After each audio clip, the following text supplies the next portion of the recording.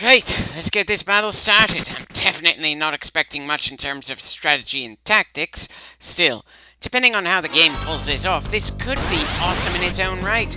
We're going to have to deal with wave after wave of encounters here. Nothing too complicated, and I'm not expecting we're going to need to do much healing considering all three of our current characters lack cure spells.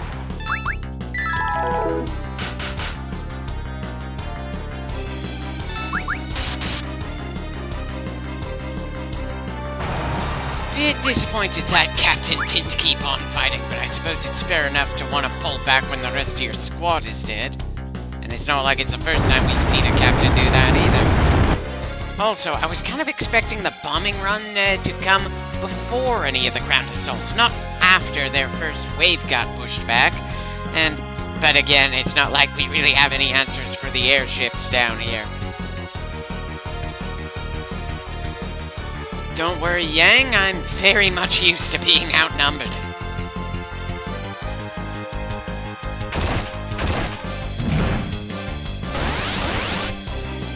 Huh. So the next wave are monsters. For some reason I was expecting they'd want to expend their monsters before they sent their soldiers into the mix. But then, they wouldn't be the first Empire I've ever seen that doesn't give a damn about their own casualties.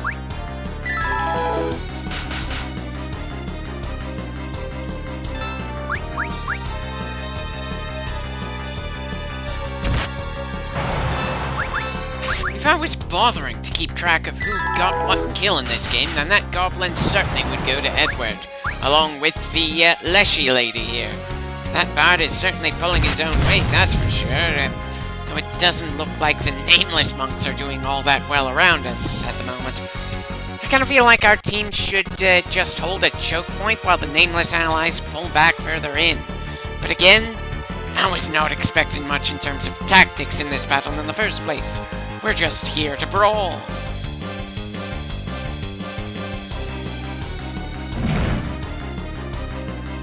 I guess the two monks we left in the previous room didn't last too long.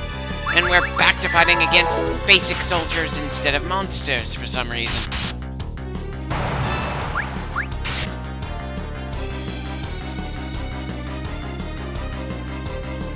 It's a little hard to charge when you're dead, Captain, and you're up against a trio of fighters that are out of your league. Hell, Cecile managed to solo a group like this back when he first decided to leave Baron.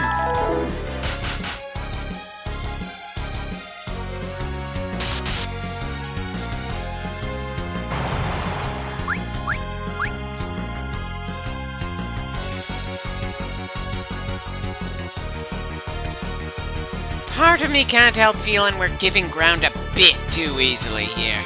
But maybe that's just because I've gone through a good number of wars and various other games in other genres. At least we didn't leave anyone behind to die this time.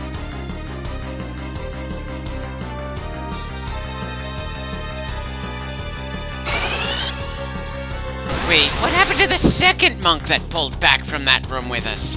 Did the game just forget that we explicitly saw two monks leave the room with us in the previous room?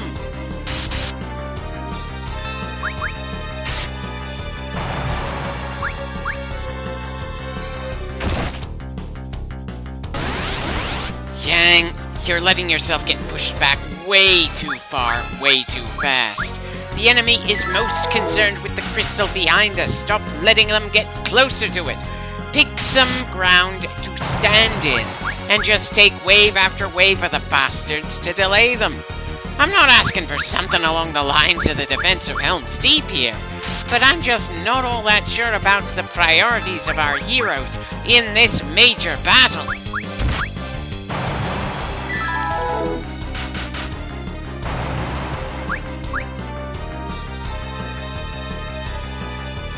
Son of a bitch, Yang! You really shouldn't have been put in charge of the defenses around here.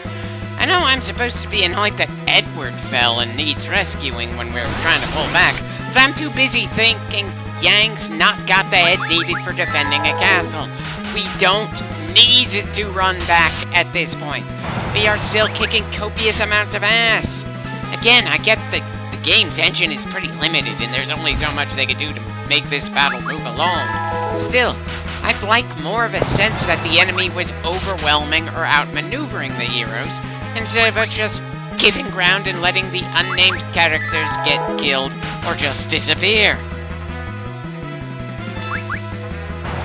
So, even when suffering from confusion, the captain will just retreat. Excuse me for wishing we could take down one of those captains instead of them just running away.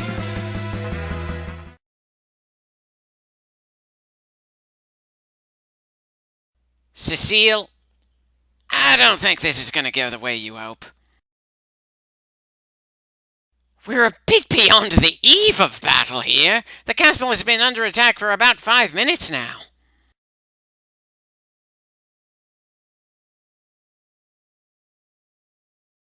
Well, at least he's honorable enough to warn us we're in for a fight instead of catching Cecile off guard like he could have, quite easily.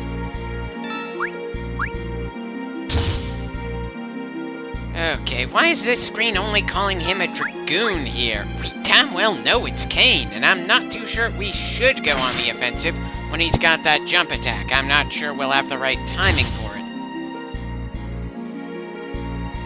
Yeah, we were scripted to lose there, no chance to actually fight back, and our 2 allies there just stood around and did nothing. I like what they were going for, but the execution just feels pretty off. I wonder if the remake pulls this scene off better due to voice acting, better graphics, and better engines all around. We could have used more of a sense of how closely knit Kain, Cecile, and Rosa are to each other as well to give this scene a bit more impact. As it is, it just falls flat before we're introduced to Golbez, the main villain of the game. Hell, this entire defeat where we lose a crystal feels cheap and unearned for the bad guys all around. There had to be a better way to pull this story beat off. Though, again, this is such an old game that it didn't have all that much to draw inspiration from. As a side note, Edward and Yang didn't even get the dignity of being on a battle screen when they were slapped down. Speaking of, why the hell isn't Rydia trying to use any black magic to blast the baddies here? Maybe summon something? And Rosa could have shot an arrow or 2, or maybe used the healing magic to get Cecile back on his feet. No, she's just turning into a helpless damsel for the moment. Edward, Yang, and Cecile get to play at being jobbers, and Rydia is essentially just an audience member for now. I swear, this is doing a better job of making the heroes look weak than making the bad guys look strong.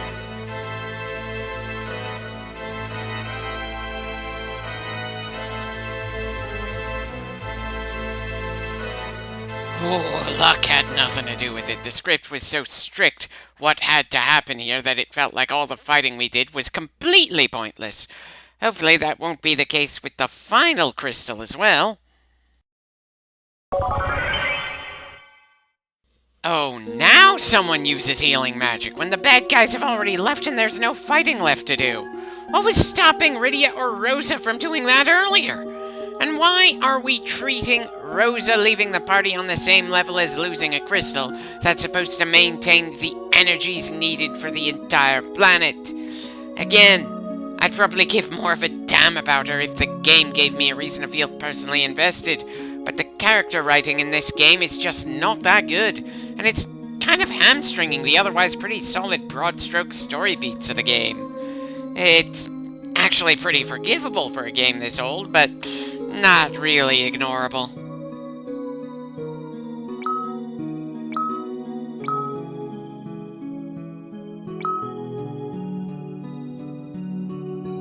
Kind of a shame that there's not much more to do in this room. It certainly looks pretty distinctive, though I suppose it also looks the same as the crystal chamber that Cecile grabbed, that one from the prologue. I guess much like the castles, the game doesn't have all that much to differentiate the crystal chambers in terms of appearance. Still, at least it looks kinda distinctive. Little hard to navigate when you can't actually see the hidden path. We really could have used that demon shield back when we were fighting to defend this damn castle. Not that it would have changed the outcome in any way. Still, Cecile is the only person here who uses a sword and shield. Everyone else in the Kingdom of Fabul is a hand-to-hand combat specialist. It should not be complicated to give the only knight in the area a shield you've got sitting in storage.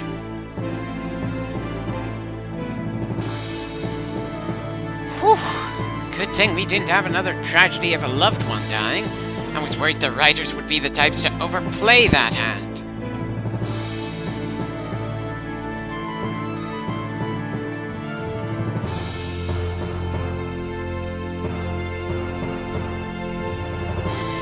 Great. Now I have to wonder how long until we run into a party member in this series who uses a frying pan as a weapon.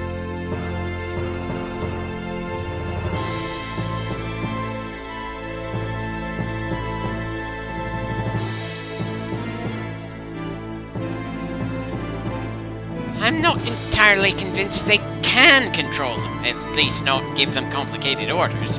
I'm mostly sure they just captured them and then released them against us without really saying anything. But, maybe it's just because I keep expecting an army to try to do something clever in their attack, instead of just throwing sheer numbers at a problem. Considering they had Kain with them, then maybe Baron should have just sent their very capable warrior right from the start, instead of waiting for that scripted scene in the back. It would give the sense of betrayal a bit more weight, at least. Well, don't worry, kid. With the way the kingdom just got slapped around, I'm sure they'll be in a hurry to train up fresh monks.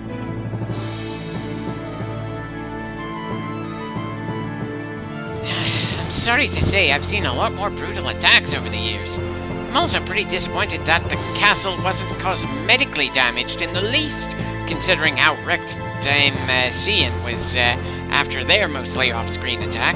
What? Is Fabul just made of sterner stuff, or did the Empire for some reason feel they shouldn't use any especially powerful bombs in this particular attack? Either way, that comes across as a bit awkward.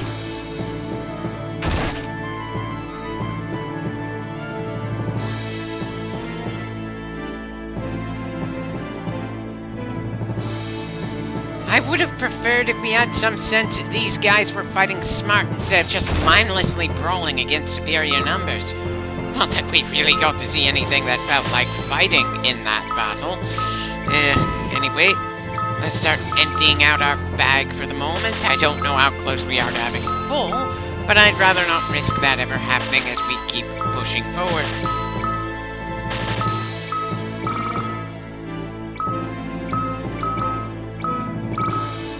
Shame there's nothing in this store to use the money on, though I suppose I really should be spending more money on conventional healing items like potions.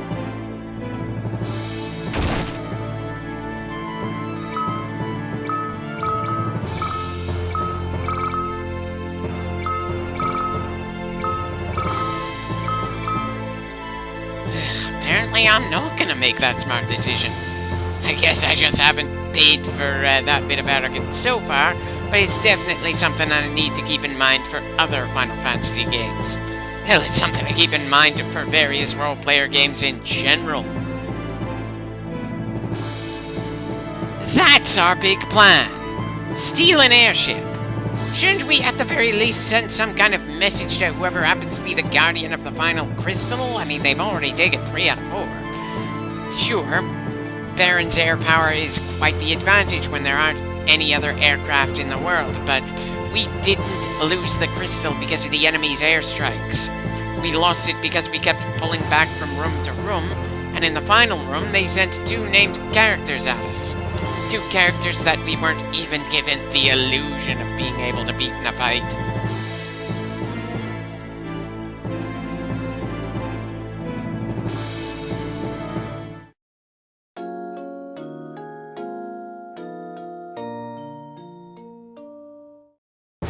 You know, when Yang said he'd tell the king to get us a ship in the morning, I thought that meant he'd tell the king about it before they all slept for the rest of the day, and it would be ready by the time we woke up.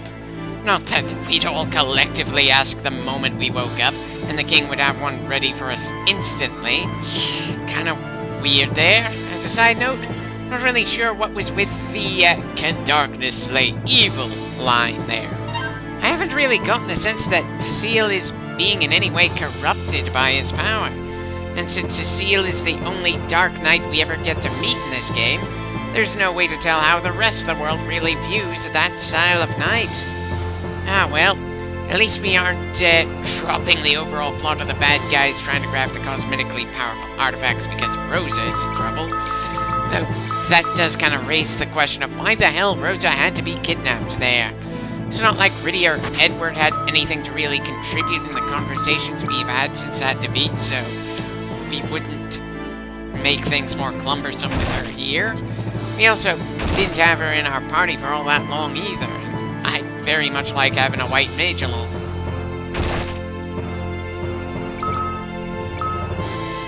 Yeah, definitely don't need to keep the Shadow Blade for anything. Seriously, why would you even want to keep your older weapons and armor around here? Certainly not out of a sense of nostalgia. Anyway, that should about do it for this clip.